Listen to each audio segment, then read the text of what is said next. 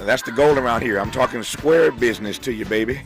Square biz. We're going to keep it real with you to the extent we can. Just try to give you the truth as we see it, as we know it, recognizing that nobody has a monopoly on the truth. I recognize there's the truth and there's the way to the truth. But we are, I think, obliged to say what we see, to tell the truth that we know and try to wrestle with it. So it's all about square biz. Love that track from Tina Marie. In this hour, as promised, two conversations. On the B side of this hour, Holleen Carr, the CEO and founder of Ground News, shares her insights on what her organization is discovering about the way Kamala Harris is being covered by the mainstream news media right about now and more. The findings might surprise you. Holleen Carr of Ground News on the back side of this hour. But as promised, we commence this hour in dialogue with New York Times opinion columnist and author Pamela Paul with her thoughts on Kamala Harris at the top of the Democratic ticket. Pamela's take on Kamala Harris is a bit unorthodox. That's one word for it. So I invited you to stick around to hear it. I'm glad you stuck around. We'll interrogate her thesis and see if you buy her argument in just a moment after I welcome Pamela Paul to this program. Pamela, good to have you on. How are you today? I'm good. Thank you so much for having me. It's my great delight to have you. Pamela is, as I mentioned, a columnist for the Times, but for 9 years, she was the editor of the New York Times Book Review. I'm happy to say I've been covered there a few times for books I've written, but she was editor of the New York Times Book Review and oversaw all books coverage at the New York Times, which she joined in 2011 as the children's books editor, so a long history of doing some good work at the New York Times. I'm honored to have Pamela on this program. So, Pamela, your piece got my attention. Frankly, because of the title. I should inform the audience that this piece was written before all the groundswell of support for Kamala Harris, which is why I wanted to have you on, to see if there's anything you wrote before that you now feel differently about after. But let me start by giving the audience the title of the piece and letting you explain what you wanted to get across in this original piece. The piece was entitled, "The Second Worst Decision That Democrats Can Make." The second worst decision that Democrats can make. Let's start, Pamela, with you unpacking the piece for me and the audience first. All right. Well, it feels like 10 years ago since I wrote that piece, I have to tell you, because the news cycle is happening so quickly. I believe that was from well over a week ago. So let me clarify what I meant by the second worst decision that Democrats could make. First of all, I think that, Biden hung on for way too long. He should have ceded. Frankly, I think that he should have been a transition candidate, a bridge candidate, as he said he was going to be back in 2020. But that if he had, even if he had continued to run, if he had dropped out earlier, it would have enabled the Democratic Party to really have an open field to audition and have a look at a wide range of candidates. And I thought that for him to hand off essentially the Democratic nomination to Kamala Harris was a mistake, because what the electorate had been telling him, what Americans had been saying, is that they wanted change. Well before, it became apparent that that Biden and Trump would be running against one another again, it was clear that Americans were really turned off by the prospect of these two old men who neither, were especially popular or have been popular in the last year, to be going up against one another. And that if you have that kind of disaffection with the status quo, then what you really want is the opportunity for change. And, we at the New York Times columnists were asked to propose alternate candidates and who we would ideally like to see. And my suggestion was Wes Moore, who I thought would be a very exciting change and a real new direction for the future. But obviously that wasn't done, and Biden instead, essentially handed Kamala Harris the Democratic nomination. He handed her over, $90 million war chest, Democrats have subsequently obviously fallen in line with her candidacy. So that's where I wanted to start there, because I wanted the audience to understand what your frame of mind was then, just a week ago. But to your point, the news cycle is changing, like not every day, every 5 minutes. We expect to hear from the president tonight. We'll, in fact, hear from the president tonight about this decision he made on Sunday, which also seems like a lifetime ago. It's only Wednesday, but it seems like months ago that the president made this announcement, because so much has happened in the few days since then. So my next question is whether or not there's anything about what you wrote then that you feel differently about now, given, again, the apparent groundswell of support inside the Democratic Party for her. Well, look, in a contest between Kamala Harris and Donald Trump, there is no contest in terms of where I would land. Obviously, I'm a registered. I've voted Democratic my entire life, and I will certainly vote for Kamala Harris should she be the candidate. And in all likelihood, it seems that she will. I think that Democrats are tired of the division within their party, and unfortunately, in a very quick span of time, the opportunity to have that open convention, I think, really has dissipated. And so at this point, I think it behooves Democrats to, solidify support for their candidate, who is Kamala Harris. Just getting started in conversation with Pamela Paul, columnist for the New York Times. More with her when we come forward on Tavis Smiley. Interrogating and unpacking. That's what we do around here. You're listening to Tavis Smiley. Make a move into a home of your own. With City National Bank's Ladder Up Home Loan Grant, you could receive up to $20,000 that you never need to pay back. Use it toward your down payment, save on closing costs, or to buy down your mortgage rate. Find out more at cnb.com/ladderuphome. City National, here for every stage of the journey. Property must be in a qualifying market in California, New York, or New Jersey. Additional terms and conditions apply. Not all applicants will qualify. Terms are subject to change without notice. City National Bank is an equal housing lender. Member FDIC. NMLS number 536994. Tips to help improve basic steps for building a budget in 2024. Building a budget can help you achieve and reach your financial goals. With a budget, you can keep track of your spending, avoid and get out of debt, limit overspending, pay bills on time, and build solid savings habits. What's the best way to get started? Figure out how much to set aside for expenses, like rent, mortgage, bills, groceries, and entertainment. Understanding your past financial habits can help you make the proper adjustments for your budget. Adjusting to a budget can take time as you work to find the right balance, but keep working on it. For more financial health tips, visit chase.com or stop by a local branch. This segment is sponsored by J.P. Morgan Chase & Company.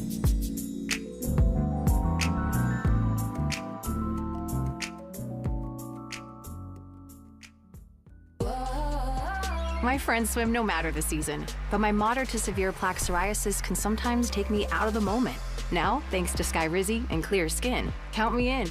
With Skyrizi, Risankizumab Riza, a prescription-only 150 milligram injection for adults who are candidates for systemic or phototherapy. 3 out of 4 people achieve 90% clear skin at 4 months. Don't use if allergic to Skyrizi. Serious allergic reactions and an increased risk of infections or a lower ability to fight them may occur. Before treatment, your doctor should check for infection and tuberculosis. Tell your doctor if you have an infection or symptoms such as fever, sweats, chills, muscle aches, or cough, or if you plan to or recently received a vaccine. Thanks to Skyrizi, there's nothing on my skin, and that means everything. Ask your doctor today about Skyrizi, the #1 dermatologist-prescribed biologic in psoriasis, and visit skyrizi.com or call 1-866-SKYRIZI to learn more. Made fresh daily in Leimert Park, Los Angeles, California. You're listening to Tavis Smiley. Tavis Smiley and Pamela Paul, opinion columnists for the New York Times. Pamela, I was talking in our first hour today with Chris Matthews, and I was joking with him that I am not a white woman, and neither is he, but you are. I want to ask you what Chris and I were talking about or around, and that is this notion of how you think white women's votes are going to play in this campaign now that Kamala, again, is the presumptive nominee. I don't need to call it much more than that, but let's start with that, and we'll jump from there. Well, I don't think I don't know that this election is going to be decided by white women. I think that the key issues for those who are undecided or who have doubts about Kamala Harris, the key things will be on the issues, right? And for better or for worse, it's going to play out in the swing states where I think Kamala Harris, given her record, is somewhat vulnerable, right? Because she has been Biden's point person really on a couple of issues. One is as a spokesperson for abortion rights. There, obviously, she has a lot of strength, but I think that's well known at this point. I think the idea of having Kamala Harris be a figure for preserving democracy, I don't know that that resonates with most Americans. I think it's going to come down to immigration and the economy, and I think that her record on immigration will probably be a potential hurdle, a stumbling block that she is going to have to get over. And the second thing, I think, one other really important issue where I think she has strength is on crime. And on crime, not only in terms of having been a prosecutor and having been, quote unquote, strong on crime, but I think also in a way that I think will hopefully appeal to Democratic voters, is that she is not, when you listen to the rhetoric from Trump and Vance, it is about retribution. It is about vindication, vindictiveness. It is very punitive.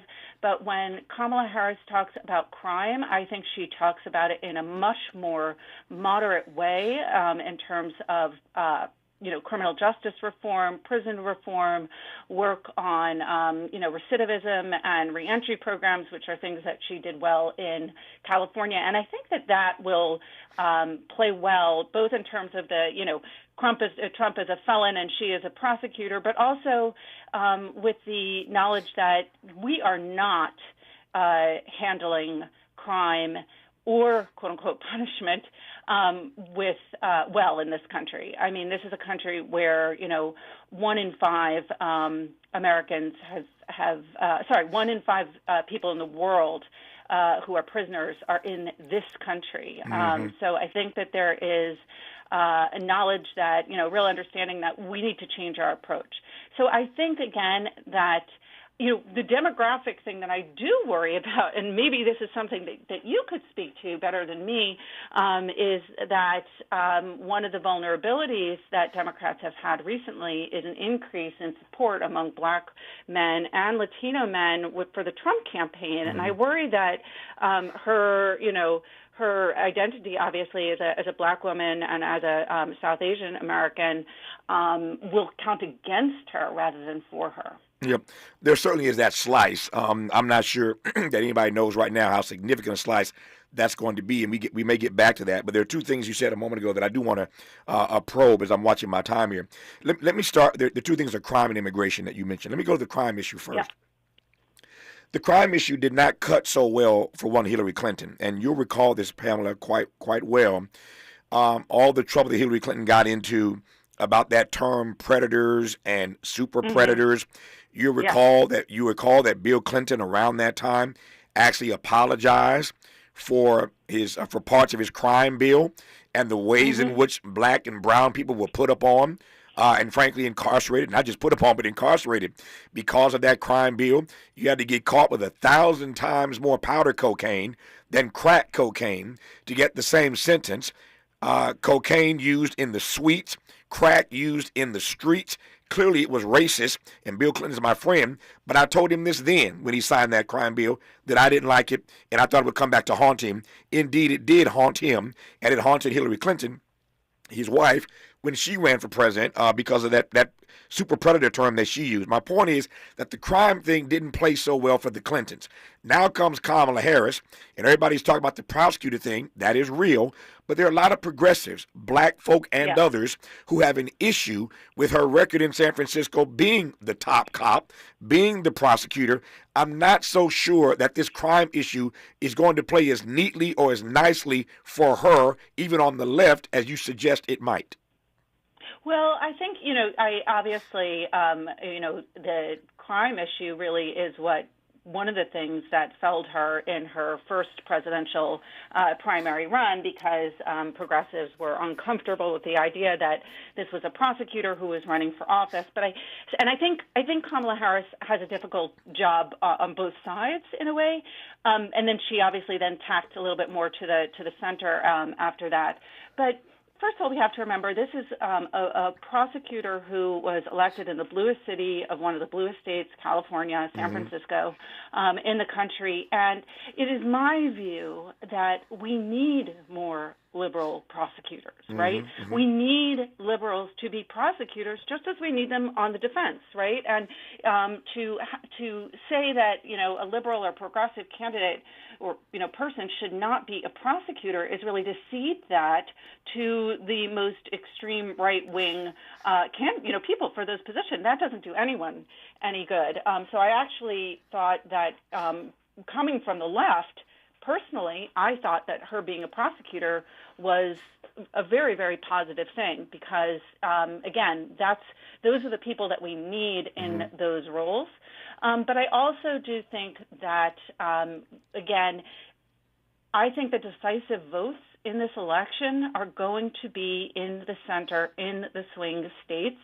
And I think that Kamala Harris, as someone who is smart on crime, not just tough on crime, which I think is the wrong message, but smart on crime and smart on justice, I think could play very well, especially when it's in contrast with a convicted felon who is Donald Trump. Yep. No, I hear your distinction, and that's a worthy distinction. Smart on crime versus tough on crime. I just know, having done this for a few years now, that crime issue cuts a couple different ways, particularly when you're talking about black voters. That tough on crime, smart on crime message. I mean, in some ways, the phrase, while distinctly different, smart from tough, is code language. When you say we're smart on crime, black folk, Negroes ain't stupid. When they hear that term, they know what you're trying to say. And so I think that crime issues are going to get parsed in a variety of ways. I digress on that point for now, watching my time here. Let me move to the other issue that you raised, Pamela Paul, and I'm glad you raised it. And that is the issue of immigration, on which I think, and you think, that Kamala does have some vulnerability. Chris Matthews spoke to this in our first hour. Here's the irony for me, and I want you to sort of unpack this irony as you see it. The irony is that Joe Biden deserves great credit for choosing Kamala Harris to be his running mate, and he deserves even more credit for standing down and passing the baton to her, endorsing her in a very full-throated sort of way. You got to respect the white male president for giving the sister an opportunity. I get that.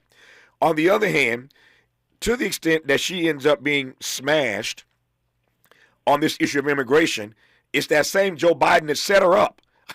I don't know that in retrospect they think now it was a good decision to give her that immigration issue as a part of her vice presidential portfolio, given how badly she failed on that issue. Again, you can say she was set up. That's a no-win issue in a lot of ways. And for the vice president to be given that issue on a docket of things that she could have handled because the president didn't want to deal with it because he knows it's a loser issue. Now it hangs around her neck, and I don't know how she gets it off her neck at this point.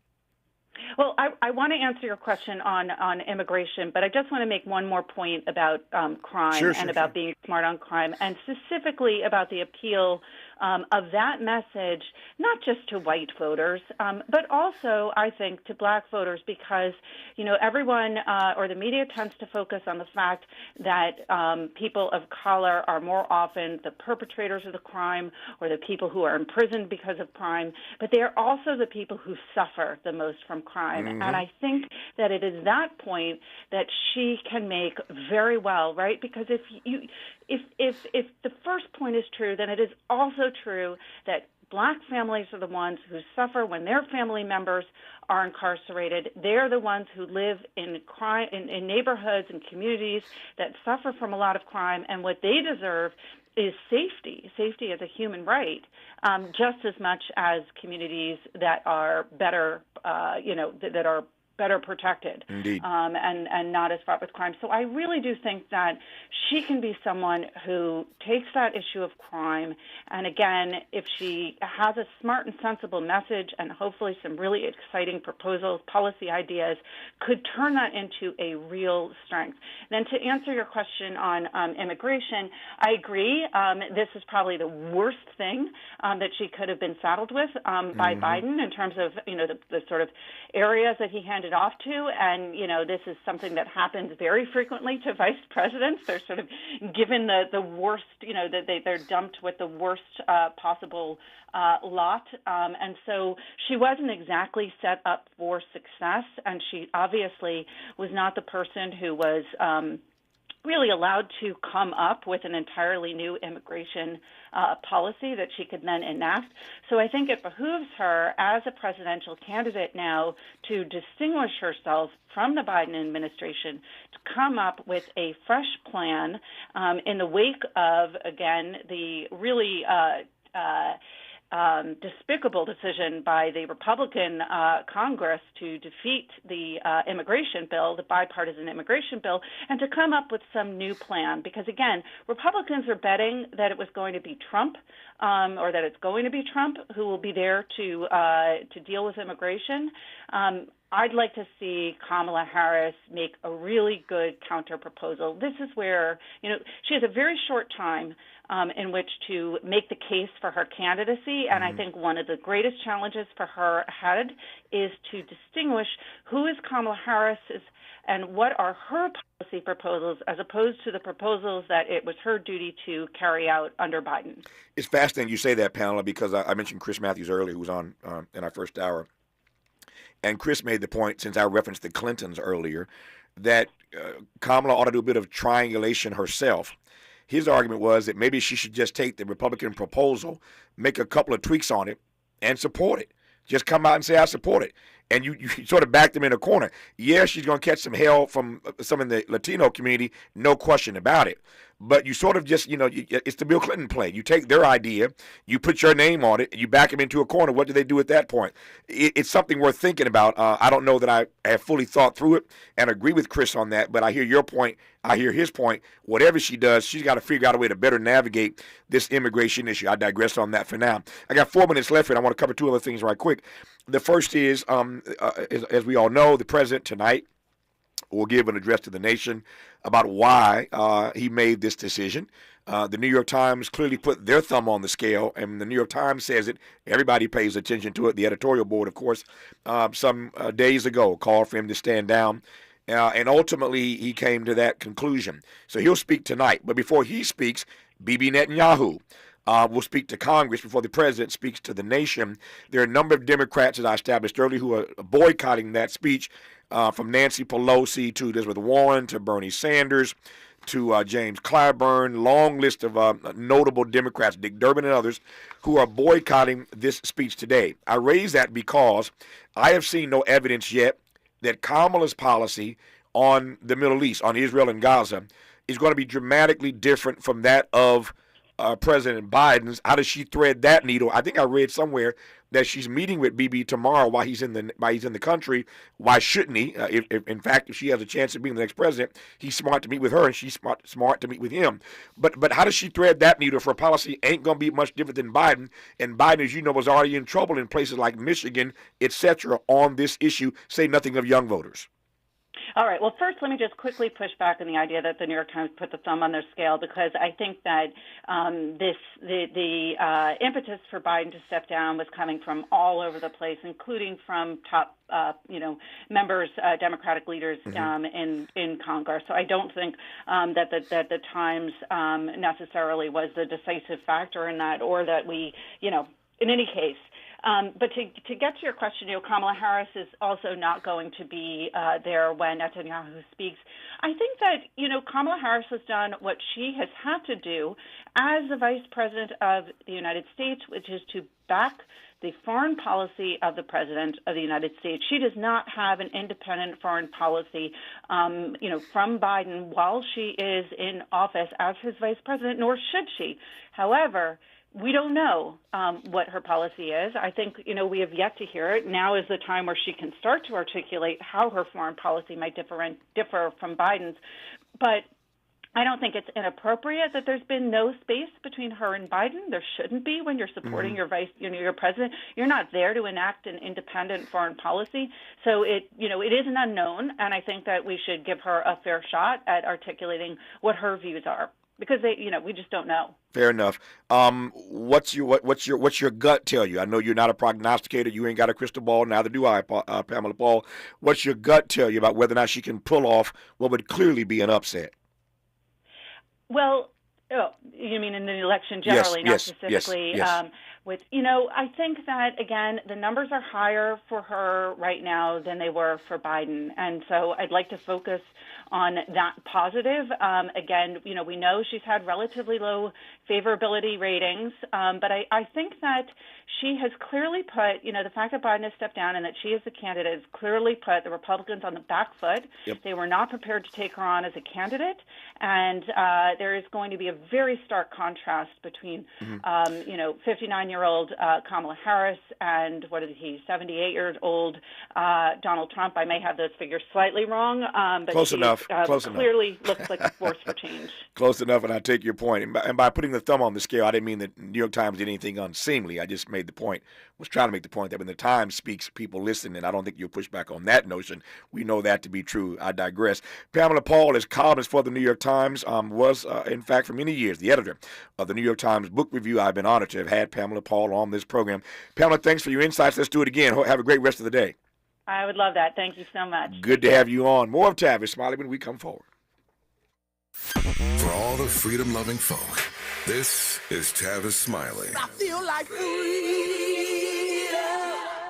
Paid for by government.com. Did you know the United States Mint has issued a new Morgan silver dollar coin in proof condition for the first time? Not only that, they are also minted in 99.9% pure silver for the first time ever in history. Coin experts are calling this an amazing opportunity for anyone that knows the enduring popularity of Morgans. But you must hurry. Only 400,000 of these legal tender silver dollars were issued. These first ever Morgan silver dollars are brand new with stunning mirror-like finish, minted by the iconic San Francisco Mint. Call now and you're guaranteed a new first ever 99.9% pure silver proof Morgan dollar. To learn more, call 1-800-973-9717. If you order now, you will receive a free coin collector bonus pack, a $25 value, free with every order. Call 1-800-973-9717 now to secure your new Morgan silver dollars before they are gone. That's 1-800-973-9717. I'm Mike Moore. Here's the latest from the Black Information Network. A reminder, President Biden's address tonight to America can be heard live on BIN at 8 p.m. Eastern. Iowa's law that bans abortions at around 6 weeks is set to take effect next Monday. A judge gave the order Tuesday to dissolve the temporary injunction after the state Supreme Court denied a hearing request by Planned Parenthood and the ACLU of Iowa. The law, signed by Governor Kim Reynolds last year, will ban abortions after embryonic cardiac activity is detected. R&B singer Chris Brown is facing a lawsuit for an alleged attack following a show in Fort Worth, Texas. The lawsuit claims Brown and his entourage beat up 4 men that were invited backstage after his concert at Dickies Arena last weekend. The plaintiffs are seeking $50 million. And that's the latest. I'm Mike Moore from your 24/7 news source, the Black Information Network and BINnews.com. Some people just know the best rate for you is a rate based on you with Allstate, not one based on anyone else. So if you drive safely, you could save money. Good to know. Visit allstate.com or call for a quote today. Is this the time? This is the KBLA Sports Minute with Ray Richardson. Snoop Dogg will be one of the last celebrities to carry the Olympic torch Friday night to kick off the Summer Olympics opening ceremonies in Paris. Carrying the infamous torch is a long-standing tradition to officially start the Olympic Games. Organizers have yet to announce the last person who will carry the torch into the Olympic Stadium to light the flame. A new era for the Chargers begins today under new coach Jim Harbaugh. The Chargers begin their training camp today in El Segundo. Las Vegas oddsmakers are predicting only 8 wins for the Chargers. Harbaugh is used to winning. He's coming off an undefeated and national championship season at Michigan. The 49ers were 6-10 the year before Harbaugh became their head coach. The next season in 2011, the 49ers were 13-3 and made it to the NFC Championship game. They were in the Super Bowl the following year. Do not sleep on Jim Harbaugh. No debates, no speculation, just the info you need. That's your KBLA Sports Minute. I'm Ray Richardson. More news, opinions, and conversation when we come forward on KBLA Talk 1580. We've got a lot to talk about. Are you interested in catching up on all the latest entertainment news, trending topics, and exciting interviews? I got you. Tune in to The Raw Report with Robin Ayers, Monday through Friday, 6 to 7 p.m. I'm your host, Robin Ayers. Join me every weekday with some of the best entertainment contributors in the business as we break down what's going on, who's got next, and what not to miss. Only on The Raw Report with Robin Ayers. Unapologetically progressive. KBLA Talk 1580. We've got your black. Texting enrolls you into recurring automated text messages. Consent not required to purchase. Message and data rates may apply. Hey, Dan, how you doing? Haven't seen you around the gym for a while. Yeah, I've really fallen off. Since I turned 40, I just don't get the results I used to get. Could be lower testosterone. Lower T? Yeah, I went through it a while back. Once you hit 40, your body has less free testosterone. I got Nugenix Total T, and it's made a huge difference for me. I've seen that ad on TV. Is it for real? Oh, yeah. The key ingredient is something called Tesnor, which helps boost free and total testosterone levels to help you trim up and stay lean. And it's made a difference for you? Man, I feel like I'm in my 20s again. At work, in the gym, and in the bedroom. Are they still giving out complimentary bottles for people to try it for themselves? Yeah, you just need to send them a text. Text LION to 42424 right now for your complimentary bottle of Nugenix Total T, the #1 selling testosterone booster at GNC. Plus, text now and we'll include a bottle of Nugenix Thermo, our most powerful fat incinerator ever, to help you get back into shape fast. Absolutely free. Text LION to 42424. That's LION to 42424. JP Morgan Chase is building on the investments in California and around the country to help close the racial wealth gap and build a more equitable future. As part of JP Morgan Chase commitment, they are taking action to help improve financial wealth and access to banking in the Black community, helping more people open low-cost checking and savings accounts, hosting community seminars with supporting Black-led institutions by building awareness about financial investments, hiring community managers, and opening community center branches like Crenshaw, Inglewood, and downtown LA. Visit today, jpmorganchase.com/racial equity. Again, jpmorganchase.com/racial equity. Get the tools to help reach your financial goals. Visit today, jpmorganchase.com/racial equity. Again, jpmorganchase.com/racial equity. Did you know that feeling sluggish or weighed down could be a sign that your digestive system isn't working at its best? Taking Metamucil every day can help. Metamucil fiber powders help promote your daily digestive health using a plant-based fiber called psyllium. The gelling action of this special fiber traps and removes waste so you can feel lighter and more energetic. Metamucil, promoting digestive health for a better you. Learn more at metamucil.com. These statements have not been evaluated by the Food and Drug Administration. These products are not intended to diagnose, treat, cure, or prevent any disease. Our daughter Jessie loves playing detective. But since we discovered she has sensitive skin, we've been playing detective too. We thought the problem was our puppy. But it was actually our old detergent. So we switched to Tide Free and Gentle. Tide Free and Gentle has no dyes or perfumes, so it's gentle on her skin. If it's gotta be clean, it's gotta be Tide Free and Gentle. This back-to-school season, Tide and Downy are giving back with $1.5 million in scholarships. Enter to win. No purchase necessary. US/TC 17+. End September 30th. Rules. Tide.com/scholarship/official rules.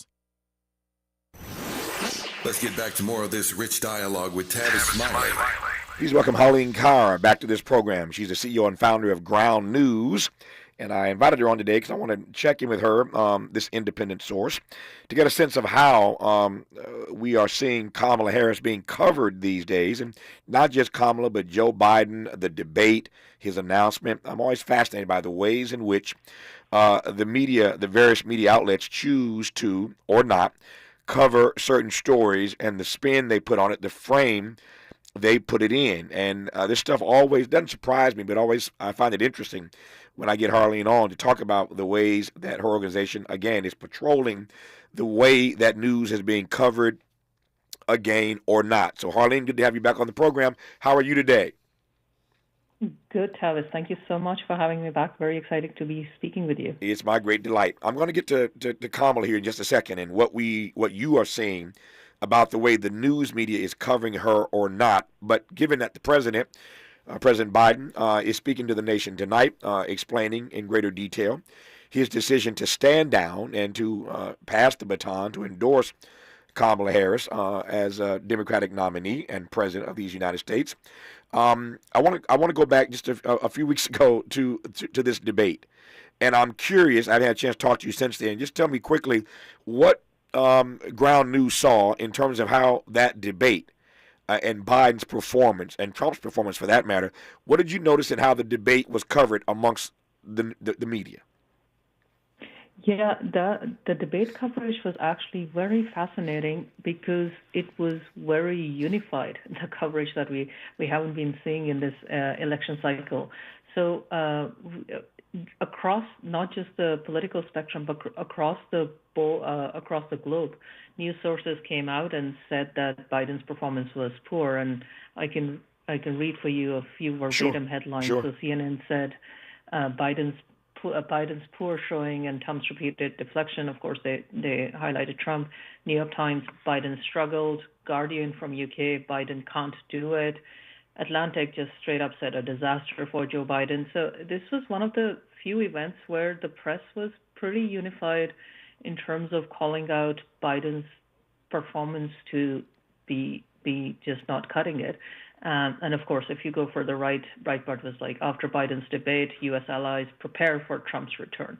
So they just called the election. But this is, as I said, one of the rare news stories coverage that across the political spectrum we saw some unity in terms of calling out Biden's poor performance. And I think I'll go as far as saying that this was the debate night represented almost shattering of, I would say, millions of echo chambers that people didn't realize Biden's cognitive decline, which wasn't being very widely covered in left news sources. And we can see that throughout over the last couple of years, that right has covered some of the stories, some of the mistakes that he's made, but left has not. Yep. And that, I think, really got highlighted when the debate was in front of everybody. I want to come back to cognitive decline and how that story has been covered or not in just a moment. But let me stay with the debate just for a second. When you say there really was no difference, no distinct difference between the way the left or the right covered, or the left and the right covered the debate. And that doesn't surprise me. It doesn't surprise me because I was flipping channels that night, but went to CNN immediately following the debate because I wanted to see how the so-called left media, the liberal media, so-called, was going to explain and dissect this debate. And when I'm looking at David Axelrod and I'm looking at Van Jones and all the other folk on the left having a complete meltdown right after that debate, it was clear to me that there would not be much distinction in the coverage of that particular debate. So, again, it's a narrative that everybody was on the same page about, which I think underscores why we're hearing from the president tonight. Everybody, there was nobody on the left that got his back in the media. Everybody said this is, they used different words, as you said a moment ago, but everybody saw it as an absolute disaster. And in that regard, there was only one direction this thing could actually head, because everybody uniformly saw it the same way, which, again, is very, very rare in our politics. But my sense is that when you're facing a media, a news media, a mainstream news media, and they're all on the same page, which they never are, we could probably predict, as I did, that this moment would come when Joe Biden would eventually step aside because everybody was on the same page in this one instance, Harleen.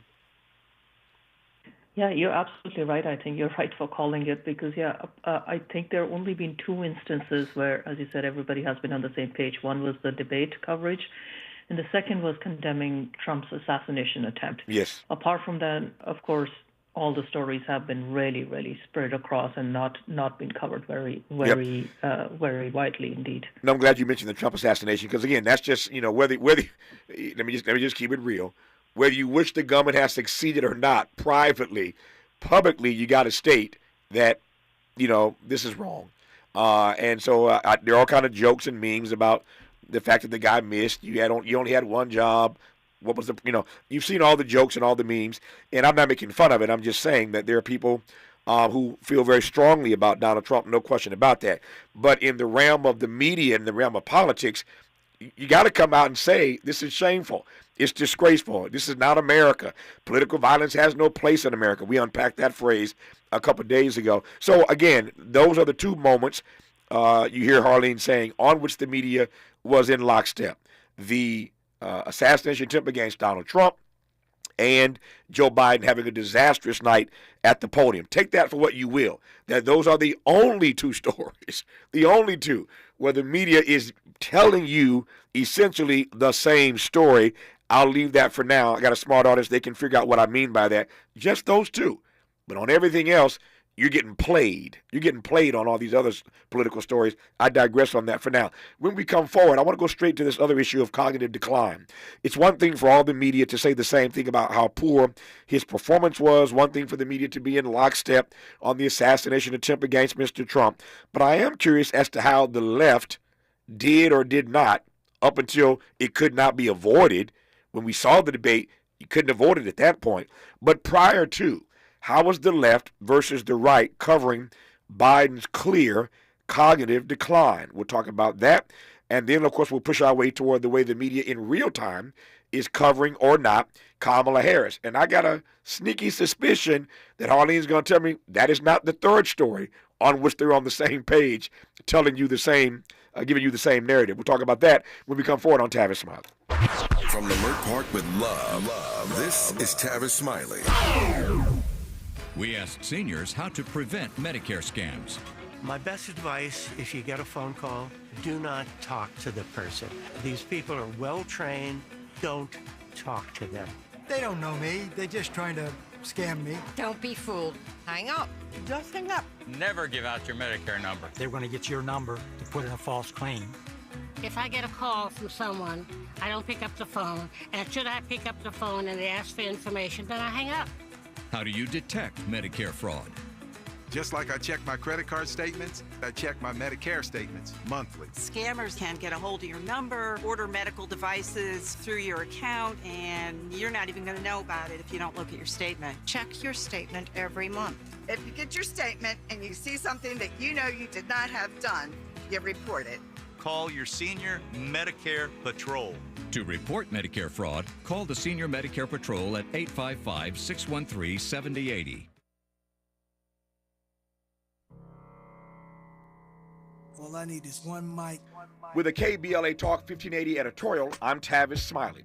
Just a few short months ago, California Attorney General Rob Bonta filed 11 felony charges against Diana Taran, an assistant district attorney for Los Angeles County. The charges allege that Taran unlawfully accessed confidential computer data, including police officer files in 2018, and continued to use them after joining the DA's office in 2021. Ironically, Taran, who is now on administrative leave, oversaw the Public Integrity Division, responsible for handling high-profile cases of police misconduct and public corruption, including the charges brought against LA City Council member Karen Price last June. To be sure, the case against Price has raised plenty of eyebrows. Indeed, one noted legal scholar has said publicly, and I quote, "Everything about this prosecution reeks," close quote. Could A.G. Bonta, with aspirations to become California governor, be punishing Taran for her role in D.A. George Gascon's police accountability agenda to curry favor with police unions? Could D.A. Gascon be using the case against Price to showcase his tough stance on crime and political corruption as he vies to retain his seat as D.A.? Honestly, I have no idea, but here's what I know for sure. Karen Price has been elected and re-elected by thousands of voters, mostly black and brown, who stand to be further disenfranchised if this matter is not handled correctly, which is why it matters to us at KBLA Talk 1580. When the prosecutor is being prosecuted, it seems to me that at the very least, there ought to be a thorough, top-to-bottom, independent review of all cases under Diana Taran's purview to ensure that none of these cases have been tainted. Justice and fundamental fairness demand no less if public trust truly matters. And I hope it does. For KBLA Talk 1580, I'm Tavis Smiley. We welcome your feedback.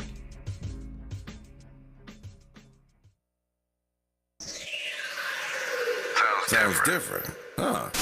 This is Tavis Smiley.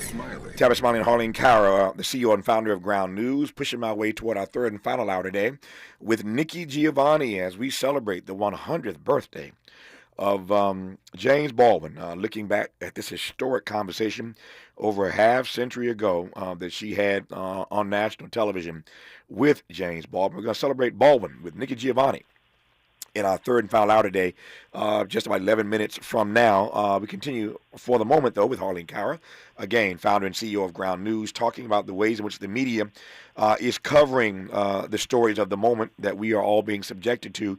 In case you've just tuned in, there are only two stories that the media, the mainstream media, has been on the same page about, pardon the pun. They all reported the same story about Joe Biden. He failed, and he failed miserably in the debate. And they all reported the same story about the assassination attempt against Donald Trump. Everybody deplored that attempt. Other than that, nothing else are you being told being given a uniform narrative on. The right is writing its narrative, and the left is writing its narrative. And I say right, I mean that metaphorically, writing on television, on radio, what have you. But everybody's advancing, there's a better word, advancing their own individual unique narratives. Before I get to Kamala Harris and how the media is covering her, I can guarantee you she ain't the third story, as I said a moment ago, on which you're getting the same narrative. But how did the media cover prior to the debate the cognitive decline of Joe Biden? Was that a divided story, Harleen? Yeah, we're very good one to talk about, Tavis.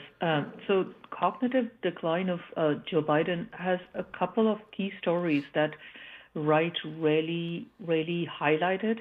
And the first one that I want to point out was July 2022. I'm looking back, and this was the teleprompter gaffe, if you want to call it, that he read out, end of quote, repeat the line. He read it out loud. And I am looking at the coverage from July 2022, and there is not a single left-leaning news source that really highlighted that news story, although that was very indicative of his cognitive decline. Then another major one was, now looking back at it, was September 2022 is when he called out a dead lawmaker, where's Jackie? He called it out, and there are 134 sources covering it, and the majority of them are center and right. And if you were reading mainly left sources, then you would have, again, totally missed out this story. Again, these stories are now getting more widely circulated, but at that point in time, just left media, as you said, doesn't fit the narrative, so let's ignore it. Then if you fast forward, if we come to February 2024, so earlier this year, there was the Hur report, which was the special counsel Robert Hur released 388-page report on Joe Biden's retention. And that, again, mainly was covered by Fox, Daily Wire, a little bit by Washington Post. But, yeah, left media did not jump on it. Then there was a poll. I'm just highlighting a few of these stories. That February 2024, there was a poll just after the Hur report saying that 86% of Americans believe that Biden is too old for another term. Yeah. Again, 70% right media coverage, only 18% left. So if you were reading the left sources, the ones that were not covering it, you would have no idea that 86% of and just the last one to highlight again, that White House rules out cognitive test for Biden, and this was again 88% reported on right, 0% reported on left. Yep. So what this really highlights is that if you were reading only left-reading sources until then, you would be totally shocked, like people were on the night of the debate, that, okay, wow, what's going on with Joe Biden's cognitive health? I have Harleen Cara on this program from time to time for two reasons. One, so that you can be made aware of the very different ways the media is reporting these stories. I also have her on because I want to keep reminding you that you cannot be a single source fellow citizen. I encourage you, as I do every day, to read a variety of sources, because the right is spinning it one way, the left is spinning it another way, and you owe it to yourself to be not in the dark about stories that end up surprising you that others were reporting on months ago and you just weren't in the loop. But again, it's just mind-boggling in this country. For all the talk about the so-called liberal media, the right is doing it its way. The left is doing it its way. Nobody's surprised by that. But I recommend Ground News to you. You can find it online. Sign up for it. But Ground News is one of the sources I use to get a real clear sense of what I am missing, even in the stuff that I read. Harleen Cow is the CEO and founder of Ground News. We'll talk about Kamala Harris, now the media is covering her or not, in our remaining moments when we come forward on Tavis Smiley. Unapologetically progressive. Unapologetically black. You're tapped into Tavis Smiley.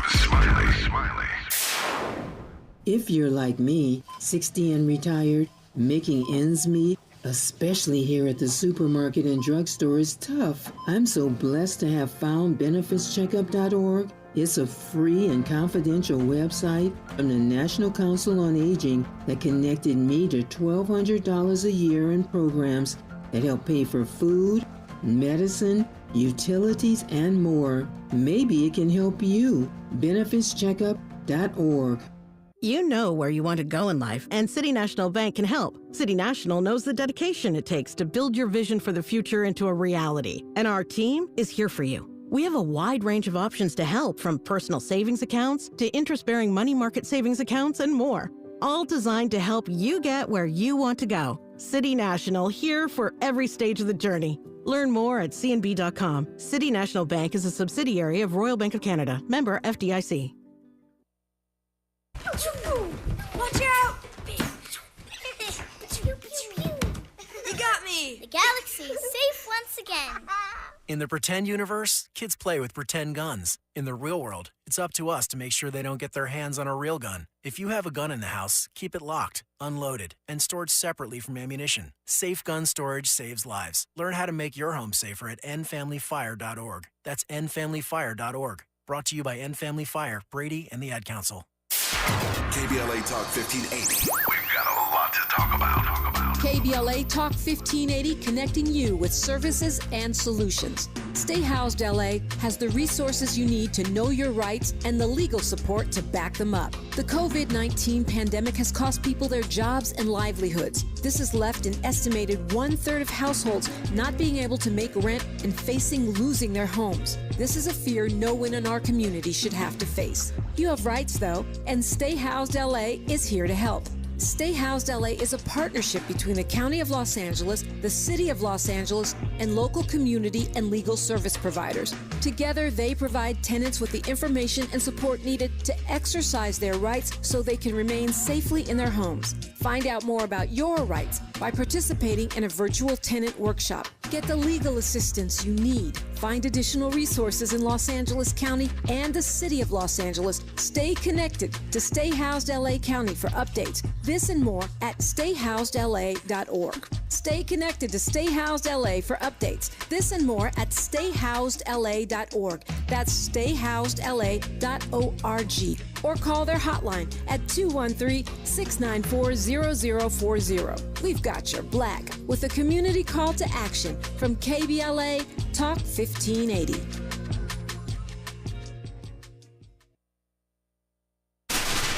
Ready to re-examine your assumptions and expand your inventory of ideas? More of Tavis Smiley coming your way right now. More of Tavis Smiley, Harleen Cow coming your way right now. The CEO and founder of Ground News. Got just a few minutes left here, like 3.5. I yield it all to you, Harleen. Tell me how the media in this present moment is covering or not Kamala Harris. Yeah, Tavis, this is very interesting. Again, as you called it out, it's not one of the moments that it's unified coverage. So left and right are cherry-picking stories again, which ones to push, and I'll just highlight a couple of them. So one that's circling around today is there's a clip of J.D. Vance who's criticizing Harris for being, I quote, a childless cat lady. And he said that in 2021, and he was saying that non-parents shouldn't be allowed to even vote because they are not invested in country's future. And this clip has been circling around, and today there is coverage of 46 news sources covering it. Only 5 on the right are covering it, and 5 on the right are not from the U.S. So if you were reading U.S. sources on the right, you wouldn't be totally missing out that that's what J.D. Vance called out Kamala Harris, that she's not invested in the country's future because she doesn't have kids. And on the flip side, also, given that it's our job to highlight, again, what's the disproportionate coverage on left or right, is Black Lives Matters criticizes DNC for what they're calling, quote, anointing Harris, and calls for primary. I understand that their motive is that they don't want any blemish of process not being ran and anything that Harris does positively being seen in any negative light. But this story is predominantly just covered by right, and very few left sources are covering it. So just a couple of examples that, depending on if you live in one bubble versus the other, what you would be reading today about Harris. Well, that's the moral of this conversation. The message to this dialogue is to don't live in a bubble. Don't live in a bubble. Make sure you're reading a variety of sources, because Harleen underscores quite nicely and quite vividly that if you're a single source reader, you're missing out. You're missing out. And this election is far too important for you to be in the dark about what's being reported. You need to know what the other side is writing, what the other side is thinking, what the left is and is not telling you, even if you're on the left. Again, I digress on that point, but it's worth repeating. Harleen Kaur is the CEO and founder of Ground News. Harleen, it's always good to have you on the program. Thank you for your time, for your insights. I appreciate it. Thank you so much, Tavis. When we come forward, she's back, and I couldn't be happier. Nikki Giovanni on Tavis Smiley, when we come forward. KBLA 1580 Santa Monica. I'm Mike Moore. Here's the latest from the Black Information Network. A reminder, President Biden's address tonight to America can be heard live. Some people just know the best rate for you is a rate based on you with Allstate, not one based on anyone else. So if you drive safely, you could save money. Good to know. Visit allstate.com or call for a quote today. This is the KBLA Sports Minute with Ray Richardson. Snoop Dogg would be one of the last celebrities to carry the Olympic torch Friday night to kick off the Summer Olympics opening ceremonies in Paris. Carrying the infamous torch is a long-standing tradition to officially start the Olympic Games. Organizers have yet to announce the last person who would carry the torch into the Olympic Stadium to light the flame. A new era for the Chargers begins today under new coach Jim Harbaugh. The Chargers begin their training camp today in El Segundo. Las Vegas oddsmakers are predicting only 8 wins for the Chargers. Harbaugh is used to winning. He's coming off an undefeated and national championship season at Michigan. The 49ers were 6-10 the year before Harbaugh became their head coach. The next season in 2011, the 49ers were 13-3 and made it to the NFC Championship game. They were in the Super Bowl the following year.